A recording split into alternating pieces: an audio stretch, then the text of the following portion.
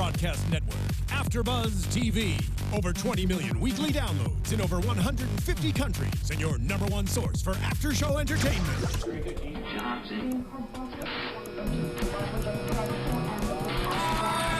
AfterBuzz TV, the destination for TV superfans.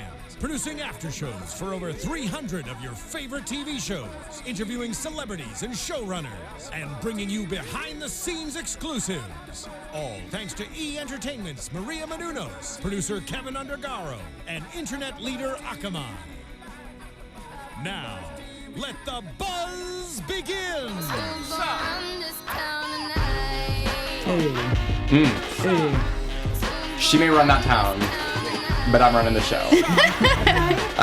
So thank you guys so much for tuning in to AfterBuzz recap show for Shades of Blue. This is episode number 12, titled For I Have Sinned. And I have to be honest, I feel a little off my game tonight because we are one host down. Miera, we miss you. We wish you were here for one of the final episodes, but we'll do this one in your honor. So I'm your host, Brandon Marlo. You can follow me on Twitter and Instagram at BAMARLO, and I am joined by my two other co-hosts, Samantha Benitz. Yes, guys, you can find me on Instagram and Twitter at Samantha_Benitz. And the beautiful and blue, Erica J. Green. I wore my blue for Shades of Blue. I love it. Yes. It's Erica J. Green. You can find me on all social media, Erica Jaye Green. That's for you, Brandon. Oh, thank you so much. And I might as well. He loved it. He was all like... I might as well break the bad news right now. Everyone at home, get a good look at Miss Erica J. Green, because this is the last time she'll be joining us. She's not going to be able to make it for the finale. I'll be out of town for my birthday. I'm trying to call in. We hope you do. Yes. We hope you can do a little something, send a little something for us, because we're A going to little miss you. Vegas clip in Sin City. I gotta do it one. beforehand before I get to make She's like, on Monday morning, I'll tape a little something before the show even airs. Yes. But we will miss you. The other thing we're going to miss is the show. There is only one episode left, so we're going to have to get our drama somewhere else. And I know exactly where you guys can do it at home, because we've been talking about it for the last few weeks. Tonight is the night that the ABC series premiere of TGIT's twisty new drama, The Catch, premieres. So you'll want to tune into that. It's from the executive producers of Grey's Anatomy scandal, How to Get Away with Murder. And it's a story of a private investigator and a con man who were never supposed to fall in love, so it sounds pretty interesting. It stars The Killing's Mireille Enos and Parenthood's Peter Krause. Enos plays LA's top PI, one woman you don't want to mess with. So when her fiance, played by Krause, takes her for millions and then disappears, she will stop at nothing to catch her man. Yeah. He taking all my money, right? I'm gonna find him too. You're gonna be caught. As her hunt begins, it really does turn into an intoxicating game of cat and mouse. If you've seen any of the previews, think of it as a Romeo and Juliet kind of love set in the sexy suspense world James Bond. You'll want to grab some red wine, Samantha. You can come over. We can watch it together. Now we're not watching this. You're so right. You're gonna be out of town. Oh, okay. You can come over the next week.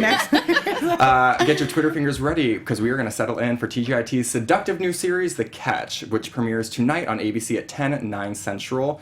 So now that this one, only one episode left, we're going to have something else to watch. Definitely. Yes. Just as suspenseful. We need it. Right. Thursday has a lot of good shows on, but a lot of them are coming to the end. The seasons are all ending, so it's nice that something else is kind of picking up where everything else is leaving out. And from the executive producers of How to Get Away with Murder, I'm on board. There's nothing I don't want to watch. All right, so we know what we should be watching, but let's talk about what we watched last week before we get into this episode. Okay. Well, first off, I'm not gonna do. I was gonna. You're trying to be Miera. We see Waz. He catches the prostitute that Stahl is with, and the prostitute looks a lot like J-Lo. So he thought it was Harlee. He approached the prostitute and saw that it wasn't Harlee.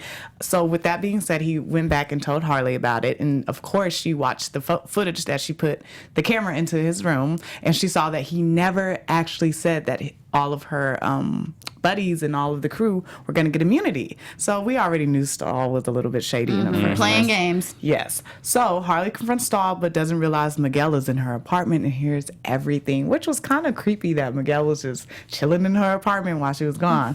So, and was he looking for something? I don't know. Well, yeah. So then there was drama with Tufo, Tess, and Loman while investigating the murder, which involved Joaquin. So Loman goes back to check out Joaquin while the rest of the crew gets together for the job. Waz and Harlee takes out the van with Tufo and Tess in a Spada. And of course, the van breaks down because Harlee set them up trying to save their butts, but they still manage to get there because they have, like, they want to get caught up or whatever. Meanwhile, Loman learns of Joaquin's involvement and tells the armored truck, and he calls for backup, and he calls in the robbery. Like, Loman's just trying to save the day. He wants to be a hero. Y'all know he gets on my nerves sometimes. But Loman, we love you. You have the team's back. And then finally, when Loman finds his crew and Joaquin in the standoff in the middle of the heist, he's kind of confused. He's like, what are y'all doing? He confronts Harlee. He's trying to be a little badass at this time. So good, props for you, Loman, on that. And so the police come and he kind of has to hold to his story. And then shots are fired. One of them gets shot in the head. One of the armored men gets shot in the heads and now ends up here. So. Yeah. We can go into all right, episode. we know how you feel about Loman. Now, can we just say, Mira, you do such a beautiful job. She does. It's hard. It's hard. Thank you. It's a mouthful, yes. Thank you. And before we do these shows, I kind of do a little printout of everything of what we should be hitting, and she just does it so flawlessly. It's hard. I can't do it. Look, no, you did a great job, but now we all know I won't do it because it's so hard. No, Don't leave I delegate that. I say, all right, that one's for you, Mira. So thank you so much for everything you do every week. We miss you. But okay, so we know how you feel about Loman. One YouTuber left a comment about how they feel about Loman. So what did they have to say? They said, I have this feeling Loman is going to die by the end of the season. You are Don't we not all? the first. Yes, hashtag Loman lives or dies. We don't really know.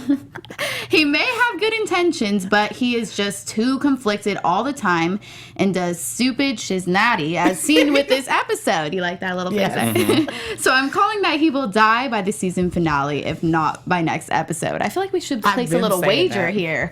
I've been saying that, but he's not. Obviously, Loman's going to play a big part next season. So they've been setting us up the whole time. I'm like, what is Loman's purpose?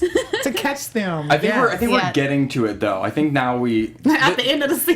Right. But they're setting him up to be good next season. I feel like I have to be transparent because if I keep looking at my phone, people are gonna know. We've never done the live chat while we've been on the show, and sometimes it's up on the screen, but it's hard to look at. So I'm trying to interact with you guys if I see any of your chat or comments for the show. So if I'm looking at my phone, I'm not bored with what Erica J. Green is saying. I'm just trying to interact with everyone.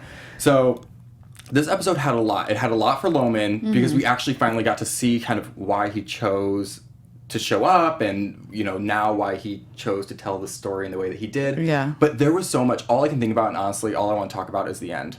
Whoa. Which we won't. You just want to skip. Which we won't do. Spoiler That alert was just so good. right now. Okay, so we'll get into it. The very beginning of the episode, we kind of see the setup for everything that's going down. They're getting away. We see the car crash with Harlee. We see the aftermath of the shooting. What did you guys think of how they set this episode up? Whew, it was crazy. I love that they kind of left it as a, cliffhanger the last episode, and we got to see how things kind of fell into place this episode. And I kind of like that the crew was all in on this and that they were really going to go gung-ho and finish the plan that they started. Even though it was a corrupt plan, it was kind of cool to see them all kind of intermingle and do their parts.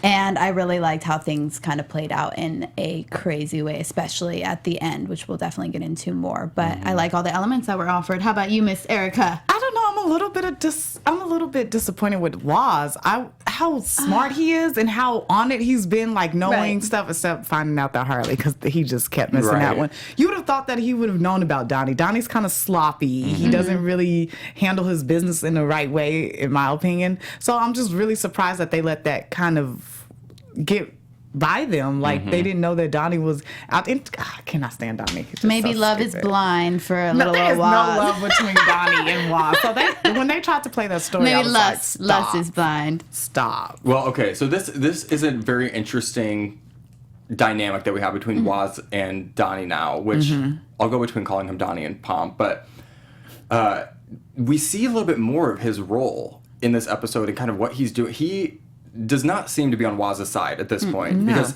from what we see in the beginning of the episode, the money's gone. I have no idea where it is. Harlee and Waz get in the car accident. Tess, Tufo, and Espada, they take Joaquin and Tess to the Catholic Church to try and get fixed by Dr. Isaiah. And out of nowhere, car comes, T-bones them in the middle of the street. All the money's gone. Out of nowhere. Well, At this point, we don't know. We really don't know. They set up the episode to not know if it's just a car accident for the sake of a car accident to kind of give them a little bit of time to get the FBI there. But then we find out the money's gone. So then that's our, key point of this is not something that's just coincidental.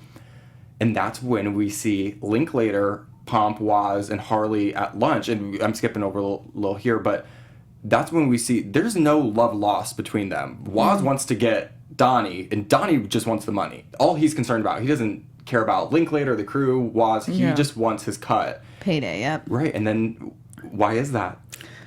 I'm still so confused with that whole triangle between whatever his name is, Linklater, and Donnie and Joaquin and Soul. Obviously, they're not related, as we found out in this episode.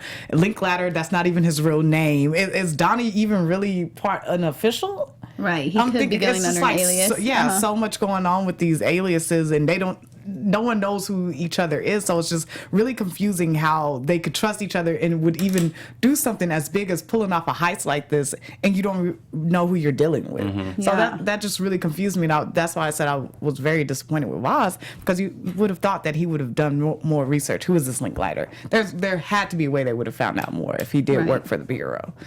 So I don't know. They didn't play this out smart. And to be blackmailed by the testing exercise that they did previously around the kidnapped man in the back trunk of the car, it's like, how obvious is that they kind of set them up, and then the whole thing was kind of confusing when it happened, and now to see in hindsight, obviously it's 2020. But the fact that they were kind of setting up Waz and their crew all along just to use as a pawn in their scheme. So, at this point, I think it's great that they start thinking for themselves. And you can see already one person does that at the end of the episode, which, get it, girl. Get it, Harlee. We did not see that coming. But, it's good to see that they kind of switched the roles there, because knowing that they were blackmailed after doing all this work and putting all of their lives on the line, it's like, man, you got screwed over. But that's what happens when you play with fire.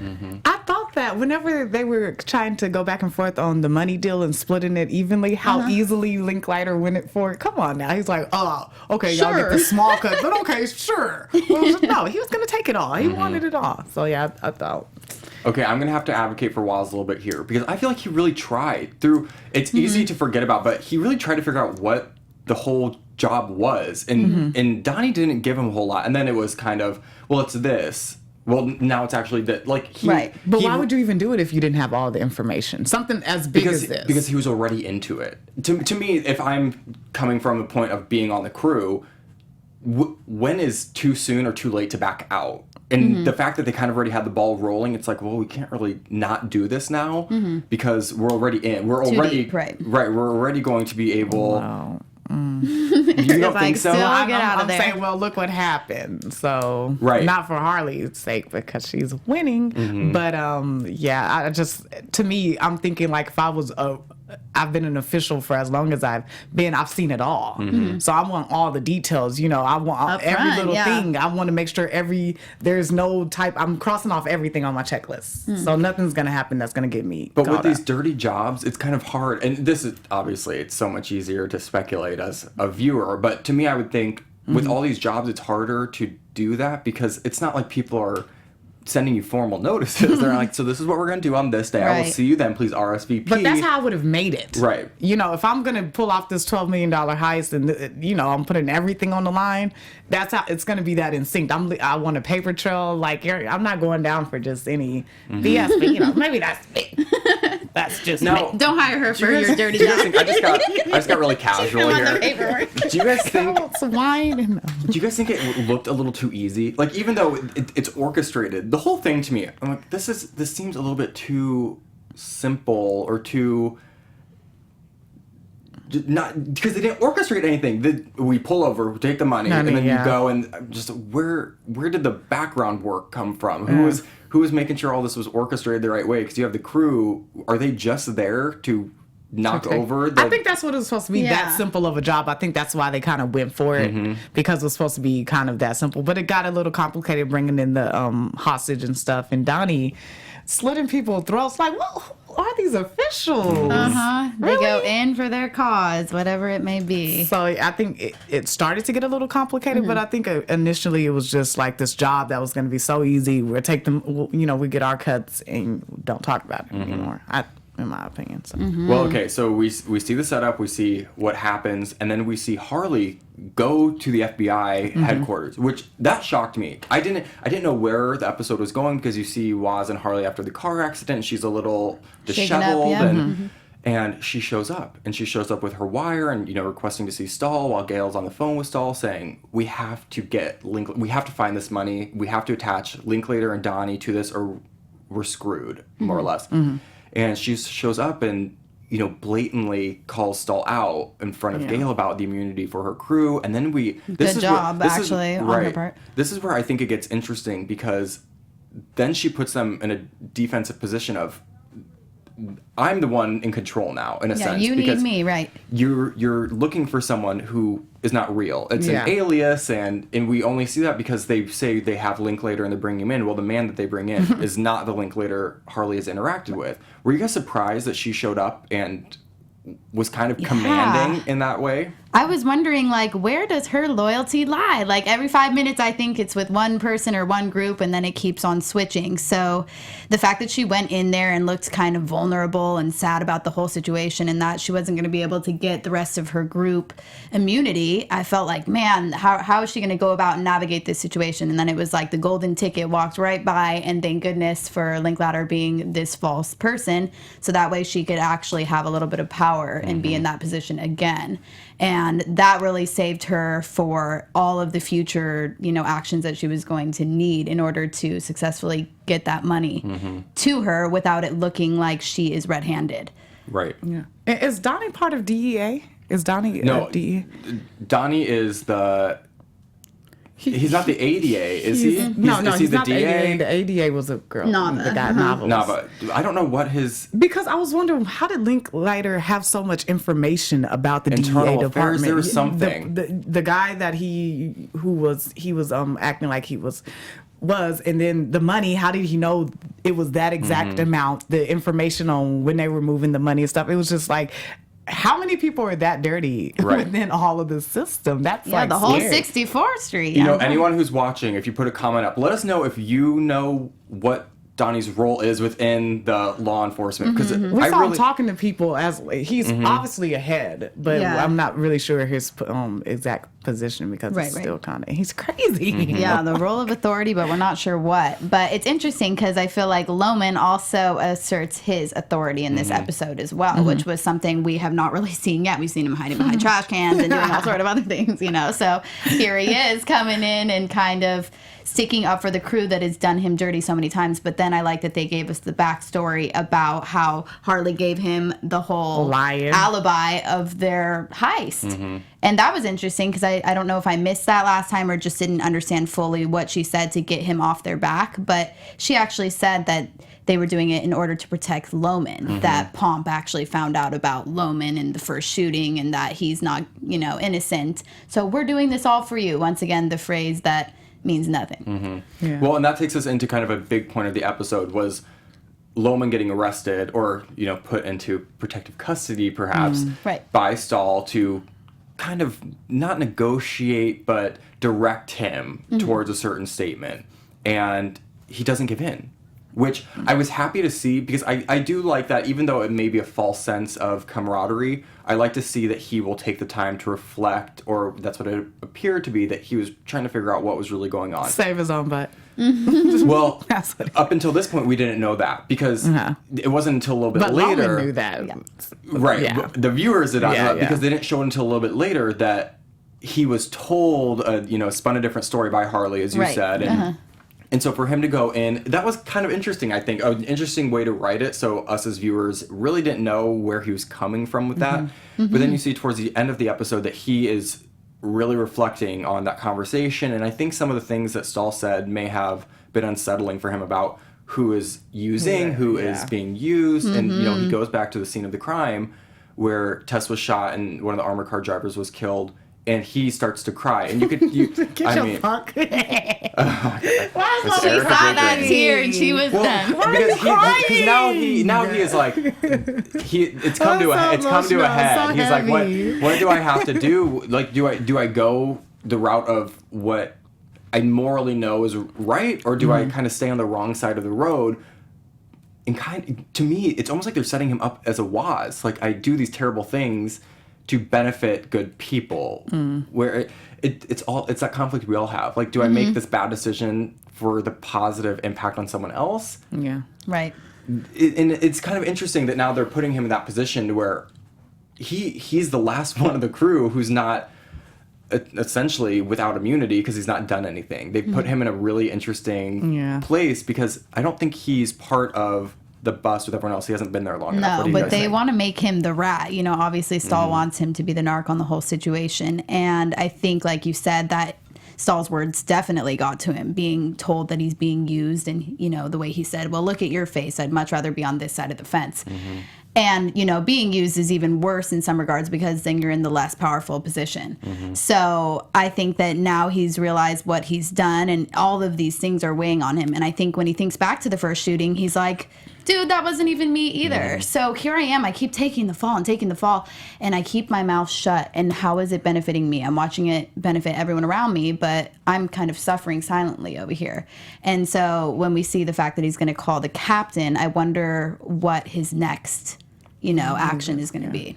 Loman is no victim to me at all.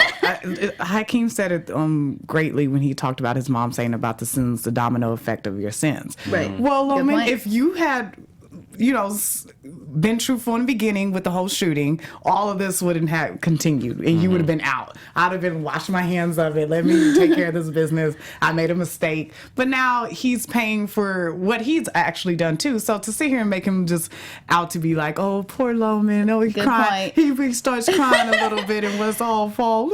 And another point to that is that, you know, Waz also said, go to this other station, you know, go be a part of They this tried to cop give him crew. a And you know chance. what? He didn't take the opportunity. So that's a good point. So we'll see what Loman steps up and ends up doing in the next episode. Wipe your tears, Loman. We don't have time for that. There's a lot going on for you to be sitting here crying. There's a lot of people crying in this episode, to be honest. I mean, people, there are some come to Jesus's, literally in the Catholic Church. Confessions, yes. So I do think it's interesting. I'm really excited to see his role in the next episode because it could either make or break the crew. From what it seems, Right. you know, Stahl is really interested in what he has to say. Yeah. So I'm interested to see how he might positively impact or negatively impact the crew, because it seems like until the very end of the episode, it seems like none of the crew holds any cards that could possibly benefit them. And so then, you know, so later in the episode, now we see Tez has kind of been fixed up.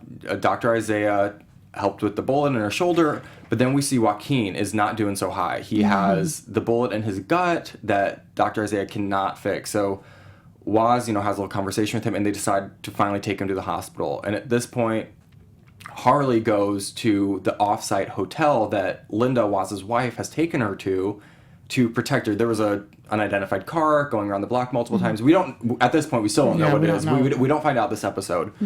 But, you know, to take her away, whether it be Miguel as a viable threat, which I don't think any of us think is. So it's probably something from the FBI or someone from Linklater, you know, possibly surveying Waz's wife, because she's not really played a role in this season yet. And I think this episode, something might happen to her. And I think she's a good actress. When she's on screen, she's, you know, her character's interesting. So I hope we see a little bit more with her. You think we will? Waz would break if anything happened to Linda. I mean, he already walked out of that church saying some more people got to get hurt in the meantime. So I think if so much as one person touches his most precious asset in this life, where I feel like he doesn't trust anybody, but this woman, you know, even said tonight, I trust Matt. So you can just tell there's an underlying bond. So we'll do see y'all what happens. think she knows more than she's letting on? Because Waz, they made it a point to have him say that statement about how that was the best day of his life meeting Linda. Do you think that she's more in tune to what he's up to than what she's letting on? Knows like the corruption and kind of justifies like every other character does. Like, oh, well, he's doing this for our family. He's cleaning up the streets. Do you think she's more knowledgeable than... I think she might know things that we wouldn't expect her. I think she might know about his interest in outside affairs of the marriage. Yes. I think she might know that. I don't know if she knows the caliber of his crew's involvement with kind of dirty jobs, but there's no saying. I think that she could be. I see her as kind of a Katie Seagal from Sons of Anarchy. Like I think she really might know everything that's going on and be in on it in certain ways. Someone asked, just from the comments, someone asked when the recap started. It started about 30 minutes ago. And then someone else said, Miss J. Reed 04 said Donnie's part of the DA office, which would make sense. And he's a higher up. I don't know what his role is, but it makes sense that he does something, with law, because he has kind of been guiding them. He has a lot of insight. He does. He knows a lot. So they could have busted him on that. Like, where's all the details coming from? Of course, I mean, but I don't know. Well, okay, so let's get to the end, because at this point we've kind of seen. So Tessa's healed. Joaquin and Waz, have a heart-to-heart in the van. Unfortunately, which was weird. It was weird, but it was also like that interesting. Was his daughter. I think they needed it to get to the final scenes. So Joaquin passes away. Harlee now is just trying to figure out what she's going to do to try and get Christina settled enough to not be worrying about Miguel, get her crew safe. Yeah. We still don't know what sort of immunity deal she's going to work with Gale. But in the end, this is kind of where it comes full circle for me, and why the next episode is going to be so good. This is really the first episode I've seen. I'm just I cannot wait to see the next episode, because we see Harlee take her computer out and start doing a recorded video to Christina, very similar to the intro from episode 1, about what type of person she is and why she's doing these things. And this is the first time, and I'm excited to talk about it, the first time that I've seen Ray Liotta in a way that I'm this is exactly the acting capability and skill that we all love from you, because up until now it's been kind of subtle things, or he might be what I say is overacting for the type of script that it is, because he's a very talented actor. And the end scene, if you guys have not watched it, it is it's moving the way that he talks about finally his daughter and what really happened. And it's very similar to how he's discussing, if it were an AA meeting about kind of what he's been through. And I would assume they never show it, but it seems like he's talking to Joaquin in his lap. Do they ever? No, he's doing a confessional. Oh, that's right. Yeah, that's right. Priest. Yeah. That's right, and that's when he says, I gotta go. There's still more people. What did he think about? I wonder what was what triggered him, getting up and leaving. Did he think about something, and maybe he started realizing maybe Harlee is the one that's, because it's fucking up the whole thing? I don't know. I was like, what triggered him just getting up and getting out of there like that? I think he's going after Linklater and Donnie, just because they screwed him over so big. They had blackmail pictures on him. They're trying to threaten his well-being and everything that he's worked for, and he doesn't take kindly to liars or rats. So clearly he's going to go in and after them. I think it just came from the priest questioning why he feels this way. Right. And when he, so you want to confess, blah, blah, blah. Well, I do, but at that point he knows things aren't wrapped up. So it kind of puts him back on the defense of this is the type of man I'm going to be for my crew. And it was just so moving. You guys, I could rewatch it over and over because it's touching. And I think why I go back to Joaquin being in his lap is because that's when he first started to open up about the daughter he had. And I was so moved that he, was getting into that in a way that wasn't, I don't know. I think before they used it as a way to see who the type of person he was, and this was a very sobering, I'm doing all these things for X, Y, and Z reasons, and I'm really trying. I've never done something with malicious intent.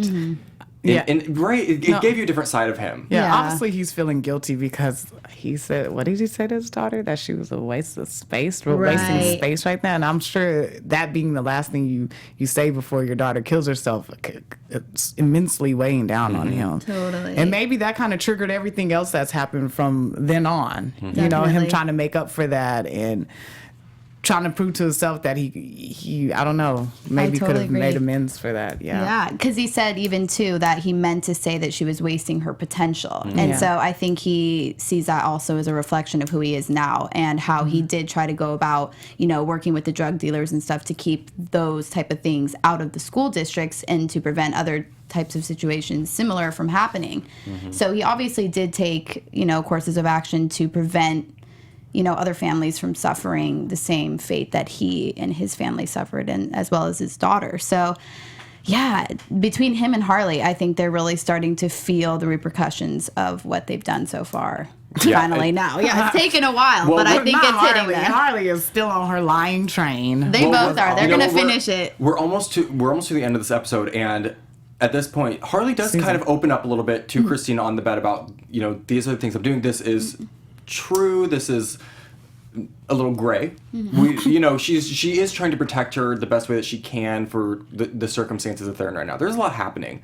But in the video, she's going through and saying, I am the person you think I am, but I'm also the exact opposite of what you would hope I am. Right. And, I just want to comment on her acting here for a minute, because a lot of people do not think she's a good actress. And when she's giving that, I think she's keeping up pretty well with Ray Liotta's, monologue, because his is a little bit more emotional because it's about someone, his daughter who's died. She's just kind of confessing to, I'm not making great decisions in a way that she's a good actress. I think she does a really good job in that scene. So then that takes us to the end, where we finally see who took the money, and it was her and the druggie that she had kind of confided in. Her former comrade from prison, I guess. I don't know what relationship. I know they kind of touched on it earlier, but who saw that? Like, I'm dumbfounded thinking about it. Yeah, I did not didn't see see it, to be honest. When she started trying to sneak the money in the beginning, and she got caught, and it was like, oh no, I was looking for the tracker.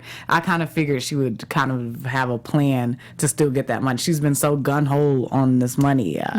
I knew she would probably have a backup plan. She's the only one who's really just thinking. She's like, I'm thinking about me. I don't know about the rest of y'all, but I'm going for mine. Well, a couple more of these comments real quick. Miss J reads her for us, says he's getting ready to snitch. Miss J, who's getting ready to snitch? Do you think Loman? Donnie, what? I don't know who. I would assume you're talking about Loman. And then Jazz41173 says, I thought Donnie was internal affairs. So none of us know. He plays some role within the NYPD because he's always there. Linklater, who knows? Right, he can't just post up there. But no, so the episode ended really well. I didn't see that coming. Like you said, we knew she was going to do something with the money. Yeah. I didn't see all $12 million just being there for her. I really expected, they set it up for Donnie to have to confront Waz and Waz to confront Donnie about the money. Okay. So I was expecting it to go there, but I guess we'll talk about that now and what predictions of where we think it's going to go. And now, your AfterBuzz TV predictions. Oh boy, so who's going to start? You. Okay, I saw the eyeballs looking at me. Okay.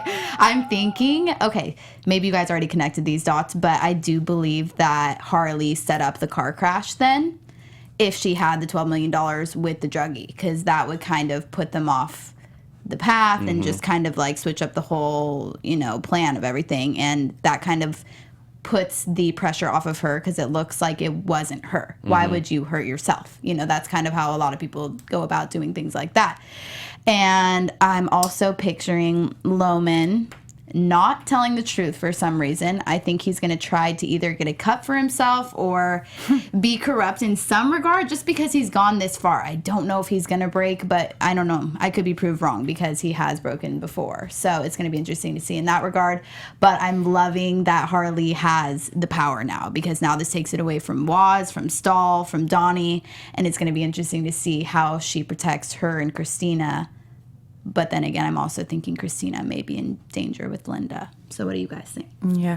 I think one thing I would love to see is Harlee actually tell Christina she's an old enough girl for her protection to let her know everything that's really going on.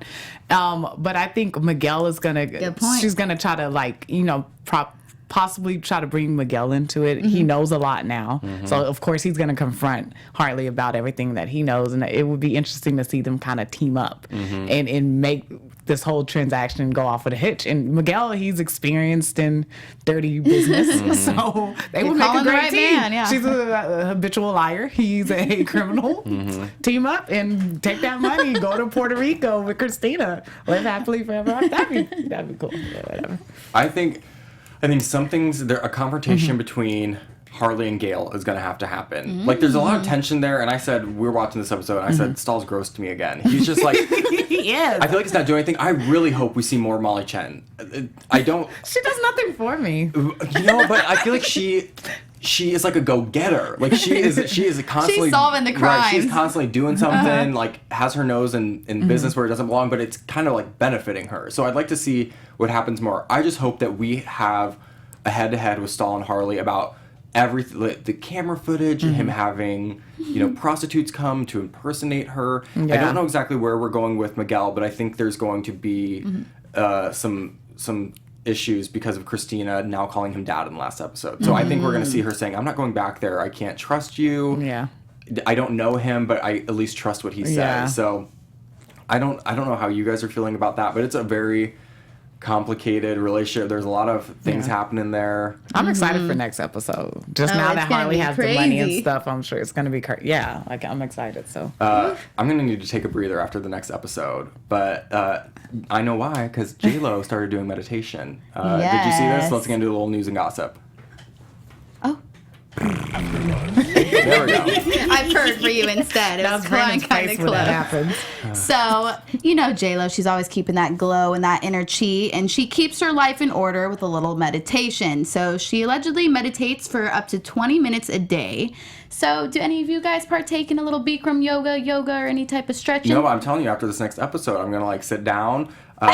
Do a little breathing exercises? Yeah. Rosie O'Donnell told me one time how to meditate. You have to imagine yourself. Did she? She did. That's for real. You have to sit yourself down, and you just have to keep your eyes closed to start out, and then you just have to imagine each thought you have as a leaf flowing down a river, because she said it's really hard to focus at first. And I imagine Jennifer Shutting Lopez, out all of that. you're thinking about your concert, yeah. your show, your kids, selling your house, clothing line, right? The perfumes, 20 some odd perfumes. So you just have to sit there and do it. And they say it's really hard to do the first few times, to just sit there and be still for 20 minutes. So it is. I'm gonna try it. She says she does I started eating salmon and veggies because she eats salmon and veggies. I'm telling you, she is a good. trendsetter. I did salmon. I bought salmon on sale, and I did salmon for salmon for 7 days, and I could never don't show me another piece of salmon. I'm like, if she does this every, have to mix it if she does this every day, I had blackened salmon. I had just raw salmon, blackened salmon, salmon salad. I had every form of salmon you could have. If she eats this every single day, I don't know how it's humanly possible. That is why her skin is just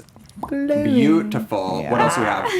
Of course, everybody wants their squad goals, so forget about T-Swift squad. This is the crew we want to join. Recently, J-Lo posted a picture on Instagram with Sarah Paulson from OJ, the OJ Simpson show. An American Horror Story. Yes, and Kerry Washington, of course, Scandal, all the great shows she's in as well. Constance Zimmer, Regina King, Kirsten Dunst, and Juliana Margulies. So they were all hanging out, and look how stunning they all look. That is a good looking dream team, yes. So many gorgeous beauties. Right. All the talent in that photo is really, and what I like about this is all those women are phenomenal actresses. So you have Kirsten Dunst, who's been around forever. Oh, my entire growing up experience is watching her movies. I literally love her. And now she was in the most recent season of Fargo, and most of them change every season, but that was kind of her big comeback. And she did an amazing job. And you have Juliana Margulies, I think, from The Good Wife, and Kerry Washington from Scandal, who those are all actresses who really are heavy hitters in their field. And Jennifer Lopez, I just like seeing her in that realm, because I think people give her a lot of flack, but I think she's a good actress. She's a better actress than singer. Wow. Okay, so we're not going to address that comment. No, I think she plays her strongs really well. Evenly. Right. And she stays in her lane. Right. Yeah. And when you're that good looking and you're that talented, I mean, she's no Kelly Clarkson, which she's not the most supreme singer ever, but she can sing. And if you've seen, now we're getting to well, I'm saying actor. If I would choose her acting over her singing, I would choose to watch her films. I would like to see her in every type of Selena role that they have, where she can sing and act. Selena, I'm ready for her to break and do a musical edition on Shades of Blue. And I don't think we're that would be awesome. And then Loman crying on his. There is one more story we've got. Tell me. Ray Liotta joined forces recently with DJ Khaled, another one, right? Larry Jackson and director Anthony Mandler for a commercial shoot and a new great product, which they haven't announced yet. Liotta did say that they were three great people in showbiz who he wouldn't mind being friends with, and that they are great real dudes. So they had a little picture in a boxing ring. So I'm excited to see what he's doing, because I know he recently did a tequila ad, so he's out here working too. He looks good in that tequila ad too. Does he? I know. I haven't seen it yet. Dark and handsome. You know what over else there. I need to see is the Tomorrow Show. Have you guys watched the most recent episode yet? Because it's on Monday and Thursdays. I haven't seen the most recent episode. Fill me in. Tell everyone at home where they can watch it. Of course. So you guys have to watch it live. That's right, live every Monday and Thursday night from 7 to 9 p.m. Pacific time on thetomorrowshow.com, or subscribe and download free on iTunes. So you guys should check it out. Obviously, Kevin Undergaro is the creator of AfterBuzz, and the fiance of E! News' Maria Menounos. He will be joined by AfterBuzz co-hosts Roxy Stryer, Ashley Daniels, and many more every Monday and Thursday night. So who was on this last episode? I haven't watched it yet. No.